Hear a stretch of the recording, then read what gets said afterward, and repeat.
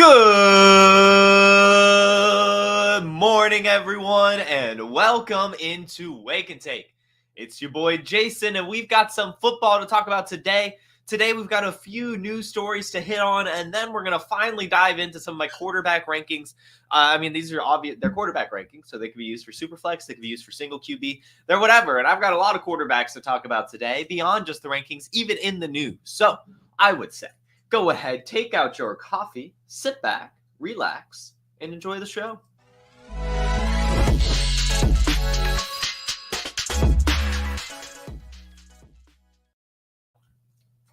All right.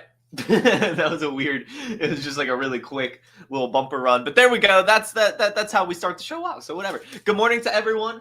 Glad to see you all in the chat. Good morning, Dakota. If you're listening on Facebook, YouTube, Instagram, wherever you're listening on the podcast as well, thank you for tuning in. Let's go ahead and get this bread. We'll start with the biggest story from yesterday, and that is the Juwan Johnson injury. There was an update recently, about 30 minutes ago, that they do expect him to be ready for the season, or they're hoping that he'll be ready for the season, but there's still not much known about this. Originally yesterday, Nick Underhill tweeted out, Saints tight end Juwan Johnson has suffered a lower leg injury and is expected to miss a good amount of time. Everything kind of remains unclear for the most part, really. We know it's a foot injury, and we know that he's actually undergoing surgery for it. But like I said, the most recent update is that, they are hopeful that he'll be ready for at least when the season rolls around. We're still, of course, a couple months away from that. So if he has a little bit of a recovery window here, but, him missing out on training camp and then probably being less than 100% when the season comes around is not a good sign, especially since last year. I don't know if y'all remember, but we had that whole Foster Moreau situation when he, of course, unfortunately, he had he was battling cancer and all that stuff, so he wasn't necessarily able to do a ton. But he did join the Raiders the Saints along with Raiders teammate Derek Carr, and that's a tight end, quarterback duo that has seen a little bit of success, not a ton. He had 400 yards and 2 touchdowns in 2022, 370 yards and 3 touchdowns in 2021 with Derek Carr, but still, that's a connection that's there. And now, a year removed from his cancer recovery, it's possible that Foster Moreau is now back in football shape, and he's got a good profile: 6'4", 250 pounds, he runs the 4.6 40, and all of his workout metrics are in the 80th percentile or higher amongst tight ends. He's only 27 years old and is now looking at being probably the tight end one, as the guys behind him are Taysom Hill, who just isn't a true tight end, right? Like, Taysom Hill is a gadget player. He'll have some tight end snaps, of course, and maybe that will be upticked with Juwan Johnson, but it's not like he will be like a de facto tight end one. That's probably going to be Foster Moreau. So if he's still available in your leagues, I actually don't mind picking him up at all. This was a player that we actually got kind of excited about following his okay season with the Raiders in 2022. And then, of course, nothing really happened. He didn't get the extension, went to the Saints, had the whole cancer thing, and that was that. But now the guy ahead of him is injured. Now he has a chance to reunite with Derek Carr, as is the tight end one, and I think that there's some potential there. But I'm also going to go ahead and say there is some potential with Dallin Hawker. That's the rookie tight end that they drafted this year, or actually he was undrafted, because of his 40-yard dash. Because believe it or not, Hawker at Colorado State last year was pretty productive. He had 767 receiving yards and 6 touchdowns at ripe age of 23 years old. The problem is he's 6'3", so he's not super tall, but he does have the weight at 240 pounds. But he ran a 4.78 40-yard dash, which is sub 50th percentile. His speed score is really low, but his agility is. So he's also a decent pass catcher, I would assume, at least in the red zone and for some of the short yardage work. But I doubt there's much of a ceiling really for him or Foster Moreau. But at the very least, I think Foster Moreau is worth adding. Dallin Hawker, if you're in a deeper league. But I could see, Foster Moreau, kind of him and Derek Carr being friends again, getting all those targets going. And then lastly, again, I just don't think that Taysom Hill is a true tight end, even if he gets that designation. He's not actually going to be lining up as a tight end and blocking and stuff. So I won't buy into that. But either way, Foster Moreau, interesting. And we wish Juwan Johnson the best in his recovery. This is another athletic tight end that we like a lot, with a decent situation that was, a lot of people's probably late round tight end dart throw and underdog drafts right now, and maybe just kind of shoring up their tight end room with him in Dynasty. He's a decent tight end. He had some spike weeks last year as well. So hopefully it's not too serious of an injury. Hopefully he can be out there. I'm sure there'll be some more developments. But for now, I say take some swings on Moreau, take some swings on Hawker, and see what happens. One other thing from camp, we've got some Tyrone Tracy news. Tyrone Tracy is actually taking first team reps already with the New York Giants and is clearly pushing to be the pass down running back already over Singletary, which I think is interesting given that's kind of one of Singletary's bread and butters.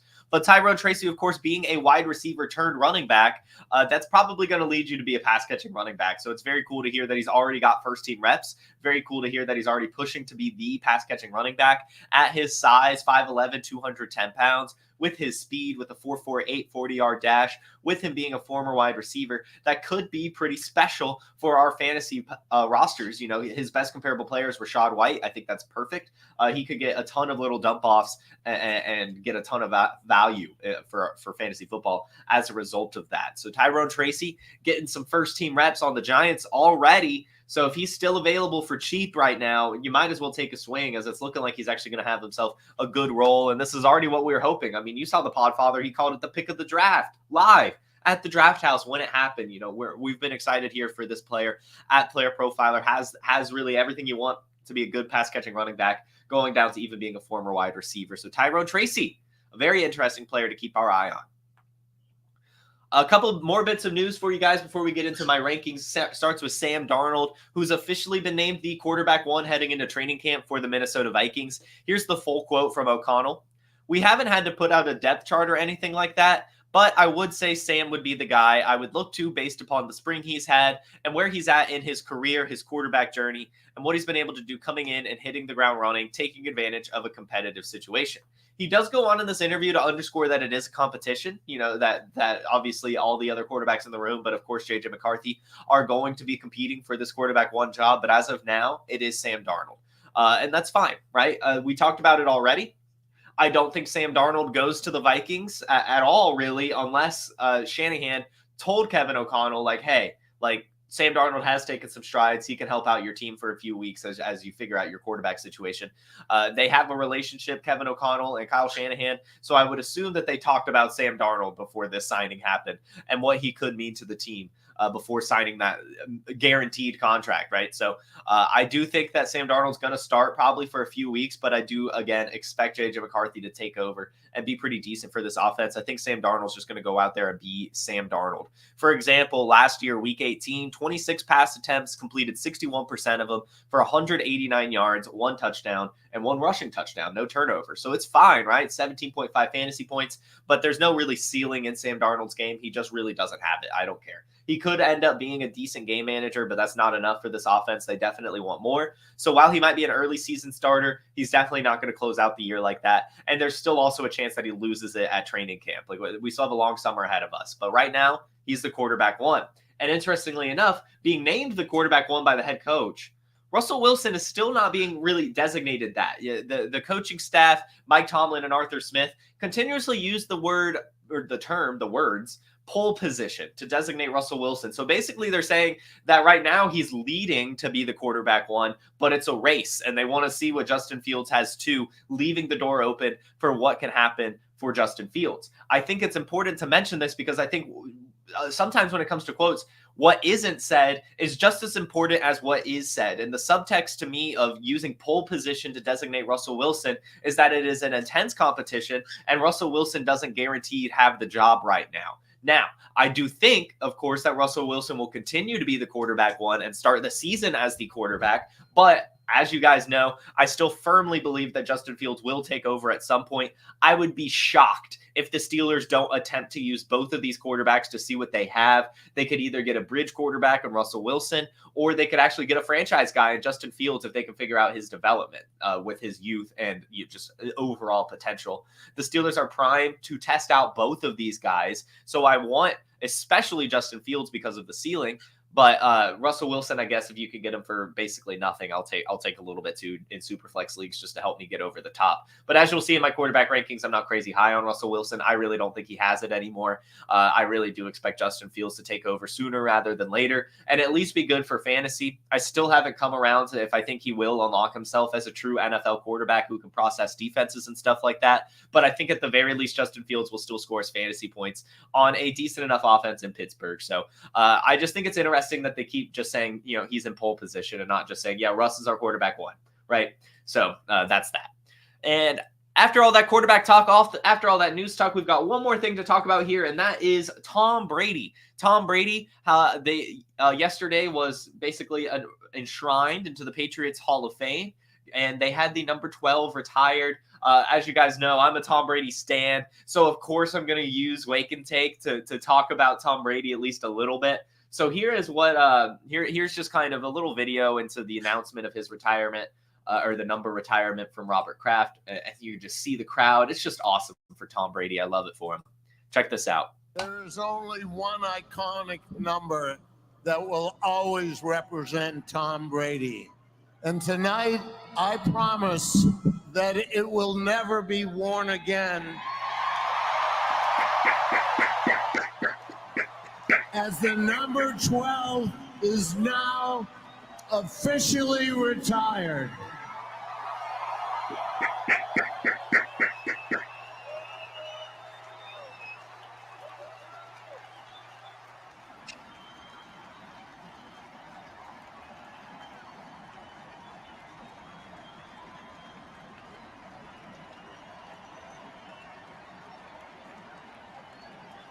It's just incredible. It's just incredible. If you don't get chills watching that and just taking in that atmosphere and reflecting on what Tom Brady gave us to the game of football, you're not a football fan and you're not human. Just an incredible moment. I'm still just tearing. I love Tom Brady. I'm literally tearing up just thinking about that career that he had.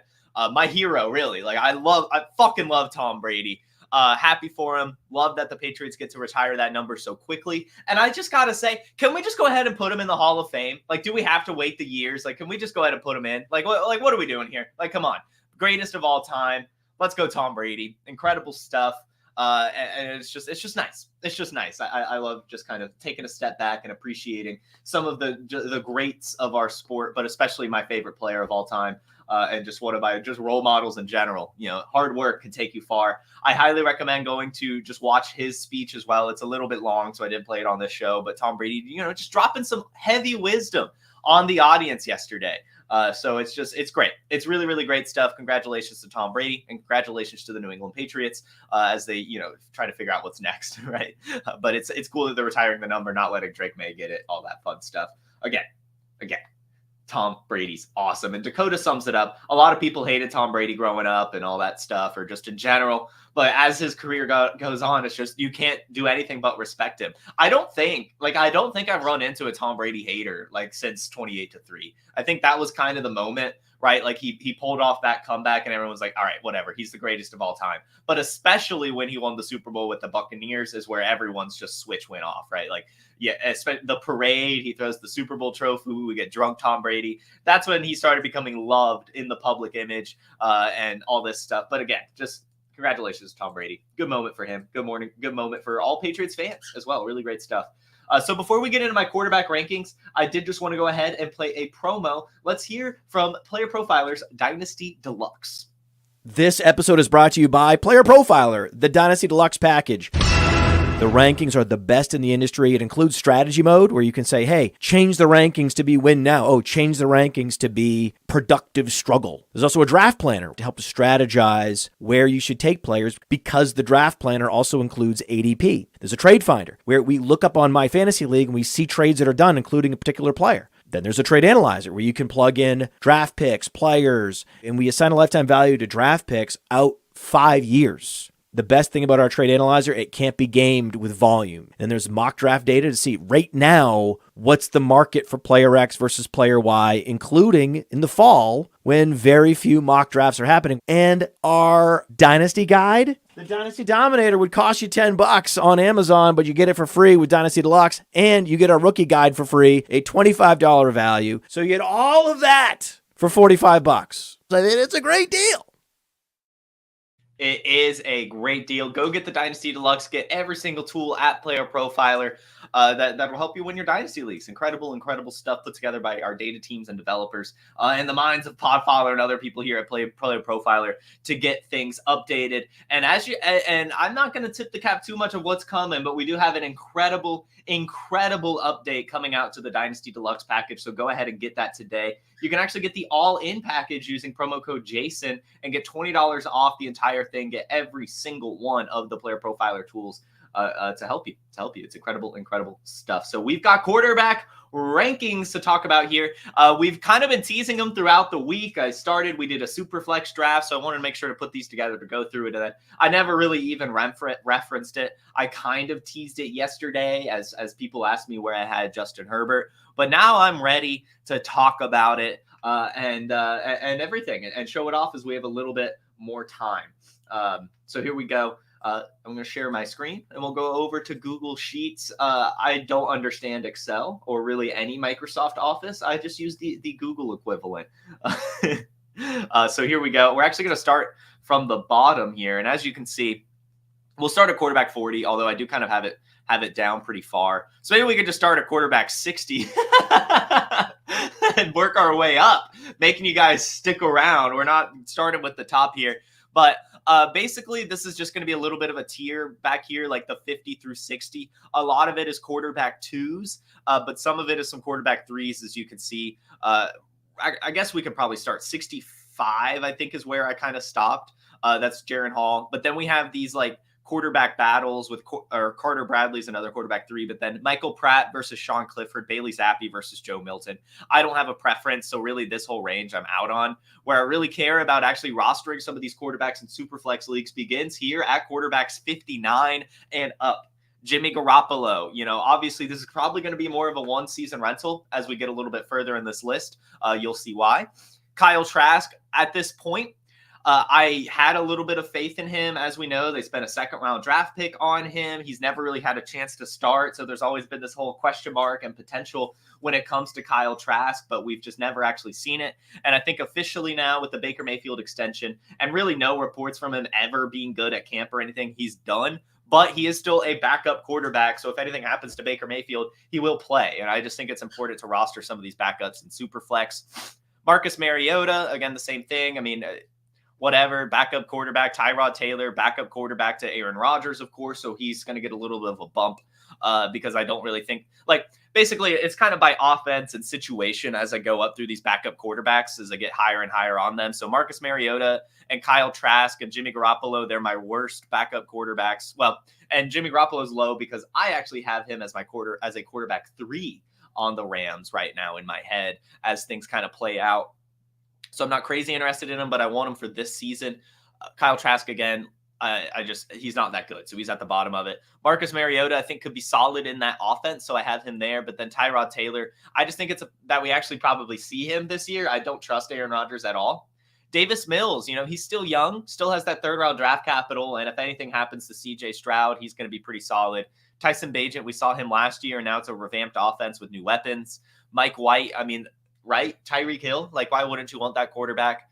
Joe Flacco, we already saw last year, really, really good as the backup. And this is behind Anthony Richardson, right? Who we already kind of have this injury kind of riddled question marks around him. So I have him pretty high up as a backup quarterback, right behind Andy Dalton, just because Andy Dalton also is a little bit younger, but then also performed really well in his limited action last year. And I think would be just fine if Bryce Young went down too. So, they're kind of back to back. And then this is where we get to the young backup quarterbacks that, actually have a little bit of upside. And some of them that I'm hiding right now, I think actually have a chance to start at some point. But Hendon Hooker, of course, if anything happens to Goff, he's good. Kenny Pickett, if anything happens to Hurts, you'd probably be happy to have him. Same with Ritter. If anything happens to Kyler, Dobbs, if anything happens to Purdy, Jones, if anything happens to Lawrence. And so those are kind of my young backup quarterbacks behind, on good offenses, right? On really good offenses. And then these two, Jake Browning and Jameis Winston, I have right here because, again, we saw Jake Browning last year be pretty decent. And I think the same thing could happen with Jameis Winston if Deshaun Watson goes down. Say what you want about Jameis Winston. He usually at least slings the ball and scores some points and has some high volume.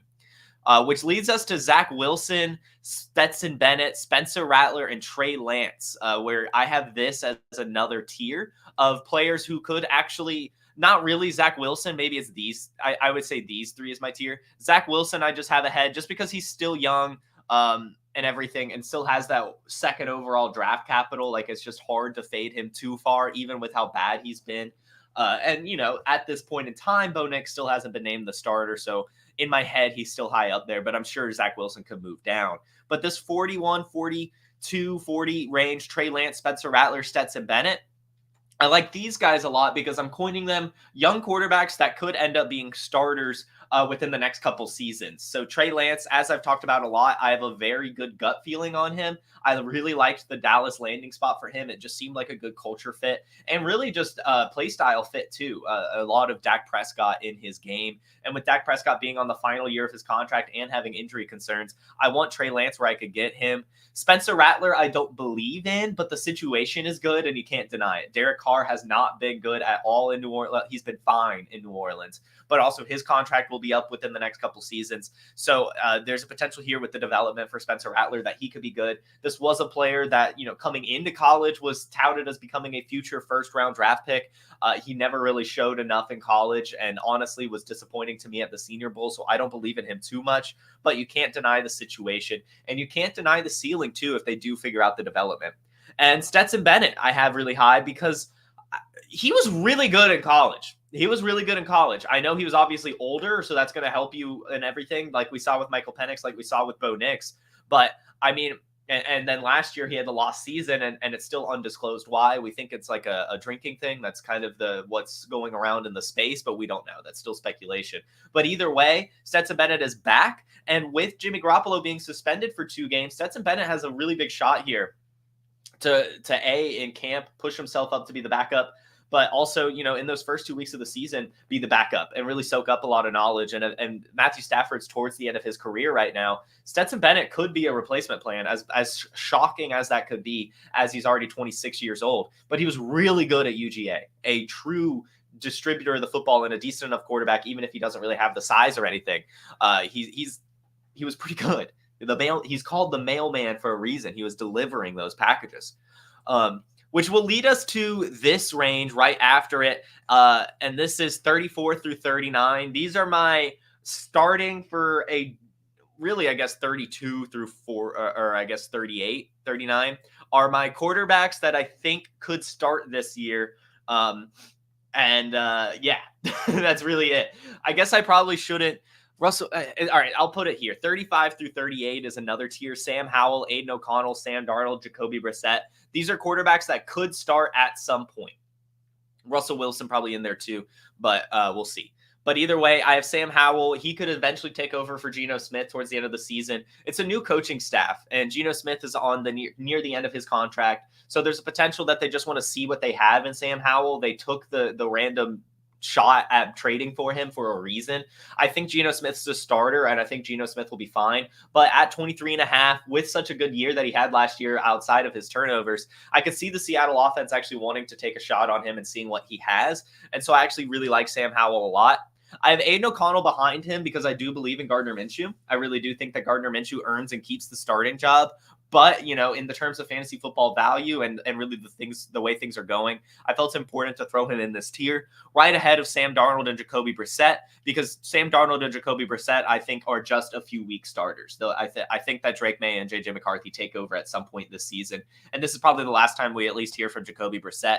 I don't know about Sam Darnold. Seems he keeps bouncing around, but I don't think he'll ever be a starter again. So I have him there. Which leads us to kind of this range: Geno Smith, Daniel Jones, Gardner Minshew, Russell Wilson. And these are starters with question marks around them. And ones I like. Geno Smith, I like the Seahawks offense. We've seen a top 5 season from him recently, so I'm going to have him at the top of this tier. Daniel Jones right behind him because we've also seen a good season from him, and they just added Malik Neighbors, and he has the contract and all that stuff, so they're going to believe in him. But as you can see with Drew Lock at 39, I do think there's a chance that Drew Lock could take over for Daniel Jones if things don't go well. We saw from Drew Lock in Seattle that he actually learned a lot and kind of was an okay game manager. So I could see that happening at some point. Next is Gardner Minshew. Again, I think he's going to earn and keep that starting job in Vegas all season, but there's not much ceiling there. So, I can't really move him much higher. I have him ahead of Russell Wilson because I think Russell Wilson will start be fine, and then lose the job at some point and probably be out of the league, to be honest. I think this is it for Russ as well. So that's why I have Gardner Minshew ahead of him. Which brings us to this mini tier of really, it's probably really just Aaron Rodgers in his own tier. I can't have Aaron Rodgers high. I can't. People have him a lot higher than I do. I've seen it like in the mid-20s. I can't do it. He's 40-year-old coming off an Achilles and an unproven coaching staff and everything. I'm not going to bet on Aaron Rodgers at all. I have Derek Carr slightly ahead of him. And, Derek Carr is a very interesting one because, last year he was like a top 20 quarterback in Dynasty. And he still has Chris Olave. They've brought in this new offensive coordinator. So I'm actually deeming Derek Carr a buy right now. I don't really believe in him long-term or really think he's going to get like another big contract or anything like that. So I'm not going to put him much higher. I don't see much ceiling. And that's why I actually have Justin Fields ahead of him, because I do think that with Justin Fields' athleticism and potential, even if he's not starting as much as Derek Carr, I just would rather have him in Dynasty. I really would. There's just still so much meat left on that bone, in my opinion. And I think that he actually could be a league winner at the end of the season when he takes over for Russell Wilson, regardless of if he's taken a step forward as a game manager processor or anything like that. So Justin Fields, I have kind of ending, kind of doing his own thing with just Deshaun Watson right ahead of him. Deshaun Watson, again, I just don't believe in. I'm out on Deshaun Watson. I've got to move him down, but I think he still, of course, has the ceiling in him and the potential to be decent enough to where I felt like I had to put him ahead of Justin Fields. And that's he's also kind of a tier of his own because this next tier, like Kirk Cousins, Matthew Stafford, Baker Mayfield, are just really good starters. And older, towards the end of the career, Baker Mayfield probably doesn't deserve to be lumped in. I do have Kirk Cousins and Matthew Stafford ahead of Baker Mayfield for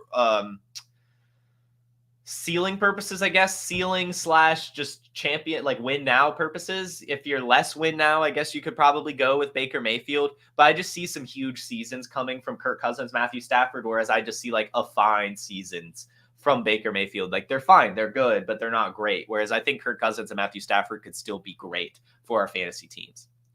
Which the next tier is Bo Nix, Michael Penix. Right now I have Bo Nix ahead of Michael Penix just because Bo Nix is going to start first. Again, I do believe in Bo Nix. I think he's going to be fine. I think he got a good landing spot. I really do. So I had to put him pretty high actually. Which Will Levis is next. Kind of also in a tier of his own. Again, this is a young quarterback with a good arm, good system, and good weapons. I think we need to be taking shots on Will Levis. And then we kind of get to the first shocker of my Dynasty rankings, but this is just going to be step for step with what I've been saying all offseason. I have no idea why Dak Prescott is valued as highly as he is. I really don't. So I've actually moved him down a decent bit. Past some good options at quarterback 20. I have him behind Bryce Young, Drake May, JJ McCarthy, and Jared Goff because he's 30.6. He's on the last year of his contract. There doesn't really seem to be much developing there, especially with them having to extend CeeDee Lamb and then also the injury concerns. So I actually am pretty low on Dak Prescott. I am more than happy to offload him for really any quarterback within his range, 100%. So that's where I'm at with him, which leads us to Bryce Young. At quarterback 19, just still young, still has that 101. They've, kind of revamped this offense around him. So I think this is good, but I don't feel comfortable enough putting him ahead of Drake May or JJ McCarthy because I think both of those players have higher ceilings within them. I think Bryce Young is just an epitome of a floor quarterback, but his floor isn't very high right now either because while the offense is revamped, it's not that good. So I'd much rather take shots on JJ McCarthy or Drake May than Bryce Young, but I think they're kind of in their own tier. Drake May has that ceiling, so we put him at quarterback 18. I do think he's, of course, going to take over at some point. And again, I am believing in all these rookie quarterbacks that were taken in the first round. I'm buying them all. I really am. JJ McCarthy next, just because it's a little bit better of a landing spot that I think he'll have an easier time. So I have him higher in value, which then leads us to Jared Goff at quarterback 16. I know I have him higher than most, but not too much higher. I think I have him at 16 instead of like 19 or 20. But 29 years old, so a year younger than Dak Prescott, but actually just got extended, has all the weapons, has the good offense. Jared Goff is an awesome quarterback to have in Dynasty. Tua right ahead of him just because, we still have the concerns with the longevity of his career, him not having that extension. I don't want to put him too high. So I put him at 15. I think that's perfect. And we'll see what happens. If he gets that extension, he could actually move up. I mean, he has that ceiling, right? With throwing the ball to Tyreek Hill. Jalen Waddle's awesome. Malik Washington could turn into something too. It's a good enough offense to where I like having Tua, even with the concerns around his health. Brock Purdy next because, I think this is, really as high as he should go. He doesn't have a ton of ceiling, but he's got a really great floor attached to a great offense. So quarterback 14 feels good for him. I like him there. He has a higher floor than Tua, a similar ceiling as Tua, but not quite as high of a ceiling or really even as high of a floor as Jaden Daniels or Caleb Williams. I have them neck and neck at QB 12 and 13. And this is where they have to be. I've talked about it. They do not deserve to be any higher until they play football. We are valuing Caleb Williams and Jaden Daniels as if they have already succeeded, as if they had good rookie seasons. That is not how it should be. We need to lower them in rankings. They should not be top 10 quarterback dynasty assets yet. They could end up being that. I'm not arguing that at all. But right now, there are some great quarterbacks that I personally have ranked ahead of them that have actually proven it. So I can't do it. I don't care. This is about where CJ Stroud and Bryce Young were and Anthony Richardson in last year's dynasty rankings after the draft heading into the season. Anywhere from that 12 to 16 range were those quarterbacks because we wanted to see them play football first. But we're not doing that this year with Caleb Williams or Jaden Daniels for some reason. But I am in my quarterback dynasty rankings 12 and 13 for those two. I think they're going to be solid, but I'm out. I'm out at their current price tag. I want them here. Behind Trevor Lawrence, behind Justin Herbert, behind Jordan Love, behind Kyler Murray. Really, this Jordan Love, Herbert, Trevor Lawrence tier is one of my favorites. Trevor Lawrence, again, a generational prospect coming out that still has shown something, has the really good weapons, a decent enough offense, and a really competitive division. I want Trevor Lawrence. I still think that there's some meat left on the bone there. I think that we could see a little bit more unlocked, hopefully, in the run game. Justin Herbert at number 10 because he's an incredible quarterback. We screamed about it yesterday. I don't understand why we're fading Justin Herbert so much. Not many quarterbacks have had 4,000 yards every single year they've been in the league and almost 5,000 in one of them. Justin Herbert is a stud with decent enough weapons, a really good offensive line, a good head coach and offensive coordinator now, a balanced offensive attack at only 26 years old. I want Justin Herbert so bad. So give me Jay Herbo at number 10. Jordan Love, I have ahead of him because it's a more pass-happy offense with better weapons, a little bit better of a, just a more quarterback-friendly offense in general, and he's younger. So I put Jordan Love ahead of Justin Herbert. I'm still buying Jordan Love at the quarterback 9 price tag. I think he's an incredible buy right now. Kyler Murray at quarterback 8, just because he's still undersized, as electric as he is, I don't think he should really go much higher. But I love Kyler Murray, and I'm fine acquiring him at this price tag as well. Joe Burrow right ahead of him at quarterback 7. It was hard for me to put him ahead of Anthony Richardson. It really was. And so I did it. I put Joe Burrow at number 7 just because we're starting to have those concerns about the longevity of his career, the health concerns. On top of him just being more of a pocket passing quarterback, I had to put him ahead or behind Anthony Richardson. But then Anthony Richardson comes in at number 6 because while the ceiling is incredible high and we're putting him there because of that, the floor is still really questionable, so I didn't want to put him higher. But 6 feels pretty good to me, kind of a little bit of a tier breaker behind the top 5. CJ Stroud, quarterback 1, Patrick Mahomes, quarterback 2, Jalen Hurts, quarterback 3, Josh Allen, quarterback 4, Lamar Jackson, quarterback 5. I have CJ Stroud as my quarterback 1 because of youth, because of offense, because of weapons, because of the ceiling that we've seen. I think CJ Stroud has done enough to solidify himself as the dynasty quarterback 1. I really do. He's only 22 years old. He's coming off one of the greatest seasons we've ever seen from a rookie quarterback. They just brought in Stephon Diggs. They kept their offensive coordinator going into year 2 with everyone on top of adding Stephon Diggs. I think CJ Stroud is the dynasty quarterback 1, a perfect asset to own right now.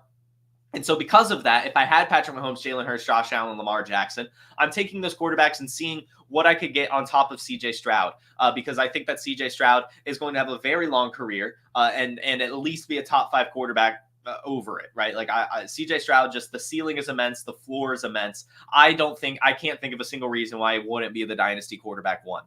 Patrick Mahomes behind him. This was the big debate. Patrick Mahomes, Jalen Hurts, Josh Allen.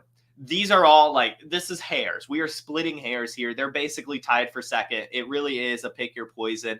I put Josh Allen last because of age and a little bit of a concern that his wheels could just totally fall off and the fact he doesn't have a lot of weapons this year. I want to see a little bit more go Josh Allen's way. I don't think that we see Josh Allen ceiling this year. I would be surprised if he finishes as the quarterback 1. I still think he's going to be like top 5. And I still think he's going to be an incredible quarterback. But I think his time as the dynasty quarterback 1 is over. And so I moved him down to behind Hurts because he's older than Hurts and has worse weapons than Hurts. And the reason I have Patrick Mahomes ahead of both of them right now is longevity. Just mobile quarterbacks don't have the longest time in the league, whereas Patrick Mahomes finally has his weapons back, so we could actually see a ceiling year from him. And so I think Patrick Mahomes now finally having his weapons again will make him be what we wanted him to be for fantasy over the last couple seasons, where he's been a little bit disappointing. I think we see the ceiling again from him. And he's only 28 and he's one of the greatest quarterbacks of all time. Like I want him in Dynasty. I think I value longevity just a little bit more. But again, Patrick Mahomes, Jalen Hurts, Josh Allen, it's basically a tie. That's a pick your flavor, but I do think CJ Stroud is a tier above them. Really, it's maybe a half a tier above them just because of age, right? Just because of age, really, at the end of the day. I'm not saying CJ Stroud is more talented than these quarterbacks by any means, but he's 6 years younger than Patrick Mahomes. He's 5.5 years younger than Josh Allen, right? And he's not a mobile quarterback like Jalen Hurts. So I want CJ Stroud, and he's got great weapons. Lamar Jackson, a half a step behind these guys and a half a step ahead of Anthony Richardson because he's an actual, he's done it. He has the weapons. He's done it before, former MVP, all this stuff. Lamar Jackson right there, a half a step behind this tier and a half a step ahead of Anthony Richardson. I like Lamar Jackson a lot too. But those are my quarterback tiers. Starting at number 60, I believe we worked through it. So hopefully you don't disagree too much, but it's fine if you do. That's the beauty of fantasy football. I'm going to go ahead and pop into the chat real quick, see what type of questions we have. Let's see. Dak under Young is a bit extreme. That's fair. I believe in Bryce Young. And I don't think that we should have faded him as far as we did. The main thing with Bryce Young, right? We faded Bryce Young last year because of his size and health concerns. But what did he do? He stayed relatively healthy. He only missed one game for a minor ankle injury that he actually just picked up in practice. It was a little bit of a maintenance issue. So I think that Bryce Young actually showed that he is a little bit durable. Given he didn't really have any injuries in college as well, despite playing in the SEC. I like Bryce Young. I think I want him.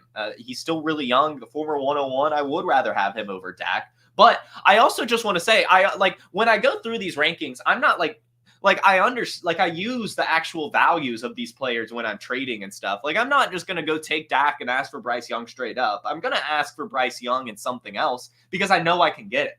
But I'm extremely ecstatic that I would rather have Bryce Young over Dak, but I'd much, much, much, much rather have Bryce Young and something else instead of Dak. And that's just the beauty of fantasy football.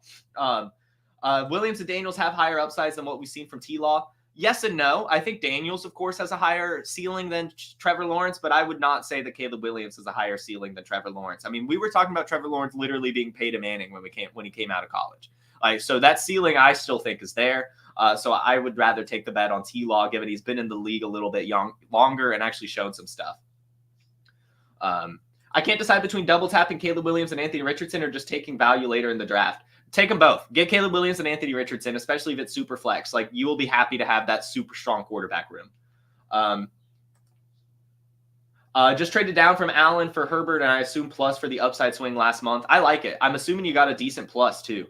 So I like it. Dylan says that Stroud only had 2 games with more than 2 touchdowns last year. Maybe I'll miss the boat, but I'm not ready to put him at 1.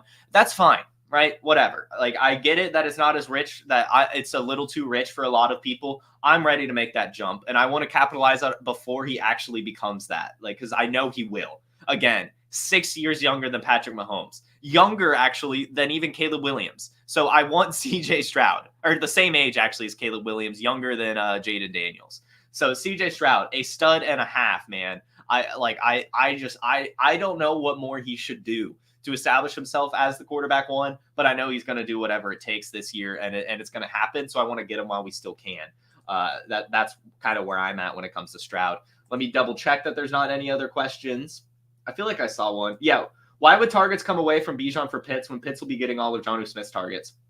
I don't really know if targets would be coming from Bijan. At all. I don't think that's. I think if anything, Bijan might take some Pitts targets. If anything, just because that's kind of how it works with the running back game. But yeah, I think I think there's plenty of volume for Pitts and Bijan and Drake London next year, for sure. That should. Do we like Jatavion?